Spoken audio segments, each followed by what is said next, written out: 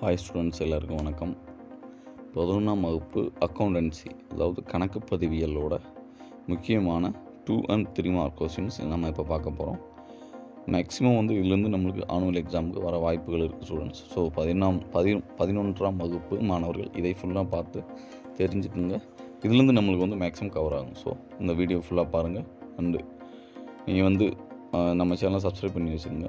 ஏண்டா next video உங்களுக்கு போடும்போது உங்களுக்கு நோட்டிஃபிகேஷன் வரும். ஸோ சப்ஸ்கிரைப் பண்ணிடுங்க. உங்கள் ஃப்ரெண்ட்ஸ்க்கெலாம் ஷேர் பண்ணுங்கள், அவங்களுக்கு யூஸ் ஆகட்டும். அந்த மந்திரம் லைக் பண்ணுங்கள். உங்கள் லைக் நம்மளுக்கு ஒரு மோட்டிவேஷன் கிடைக்கும் ஸ்டூடெண்ட்ஸ். சரிங்களா? சரி, வாங்க வீடியோக்குள்ளே போகலாம். 11ஆம் வகுப்பு கணக்கு பதிவுகள் 2 மதிப்பெண் வினாக்கள் ஃபஸ்ட்டு. சரிங்களா? ஃபஸ்ட்டு பார்த்தோமாக கணக்கியல் வரையறு. கணக்கியலின் ஏதேனும் இரு பணிகளை கூறுக. கணக்கியல் தகவல்களின் மிகவும் ஆர்வமுடைய நபர்கள் யாவர்? கணக்கேடுகள் பராமரிப்பு வரையறு. கணக்கியல் கருத்துகள் என்றால் என்ன? ஆதார ஆவணங்கள் என்றால் என்ன? குறிப்பேட்டில் பதிவு செய்தல் என்பதன் பொருள் என்ன? சொத்து கணக்கு என்றால் என்ன? பேரேடு என்றால் என்ன?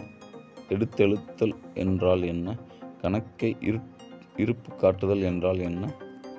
இருப்பாய்வு என்றால் என்ன? இருப்பாய்வின் படிவம் தருக. இருப்பாய்வு தயாரிக்கும் முறைகள் யாவை? ஏதேனும் 4 துணை ஏடுகளின் வகைகளை குறிப்பிடுக. பற்று குறிப்பு என்றால் என்ன? வரவு குறிப்பு என்றால் என்ன? மாற்றுச் சீட்டின் வரைவிலக்கணம் கூறுக. இடாப்பு என்றால் என்ன?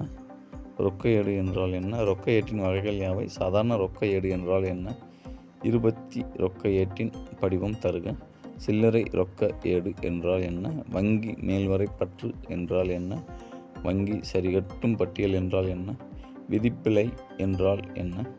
பிழை திருத்தம் என்றால் என்ன? ஈடுசெய் பிழைகள் என்றால் என்ன? தேய்மானம் என்றால் என்ன? தேய்மானம் கணக்கிடும் முறைகள் யாவை? முதலின செலவு என்றால் என்ன? நீள்பயன் வருவாயின செலவு என்றால் என்ன? வியாபார கணக்கு பற்றி குறிப்பெழுதுக. பயன் தீரும் சொத்துக்கள் என்றால் என்ன? நிலை சொத்துக்கள் என்றால் என்ன? ஏதேனும் 2 நேரடி செலவுகள் மற்றும் மறைமுக செலவுகளை குறிப்பிடுக. அதுக்கடுத்து 38 பார்த்தோம்னா சரிகட்டு பதிவுகள் என்றால் என்ன? 39 கொடுக்கப்பட வேண்டிய செலவு என்றால் என்ன? 40 முன்கூட்டி செலுத்திய செலவு என்றால் என்ன? 41 கன்னிமய கணக்கியல் முறை என்றால் என்ன? 42 மென்பொருள் என்றால் என்ன? 43 ஏதேனும் 2 கணக்கியல் தொகுப்பின் பெயரை குறிப்பிடுவோம். இப்போ நம்ம 2 மார்க் கொஸ்டின் பார்த்தோம். இப்போ பார்க்குறது மோஸ்ட் இம்பார்ட்டண்டான 3 மார்க் கொஸ்டின்ஸ். சரிங்க ஸ்டூடெண்ட்ஸ்? ஃபுல்லாக வாட்ச் பண்ணிக்கோங்க. அண்ட் நோட் பண்ணிக்கோங்க உங்கள் நோட் புக்கில். இது நம்மளுக்கு மேக்ஸிமம் வர வாய்ப்புகள் அதிகம் இருக்குது. நீங்கள் இது போக மீதி நீங்கள் நிறைய கொஸ்டின்ஸ் ரிவிஷன் பண்ணலாம். வேறு ஏதாவது உங்களுக்கு கொஸ்டின் வேண்டாம், நம்ம கமெண்ட் பாக்ஸில் கமெண்ட் பண்ணுங்கள். அண்ட் நீங்கள் ஆர்ட்ஸ் ஸ்டூடெண்ட்ஸ், அதாவது அக்கௌண்டன்சி ஸ்டூடெண்ட்ஸ்னால் நீங்கள் நம்ம கமெண்டில் நான் அக்கௌண்டன்சி ஸ்டூடெண்ட்ஸ்னு கமெண்ட் பண்ணுங்கள் ஸ்டூடெண்ட்ஸ். ஓகே. கணக்கியலின் பிரிவுகளை சுருக்கமாக கூறுக. கணக்கியலின் முக்கியத்துவத்தினை விரிவாக விளக்கு. பொறுத்துகை கருத்து என்றால் என்ன? ஏன் ஒரு வணிக அமைப்பு இறுக்கத்தை பின்பற்ற வேண்டும்?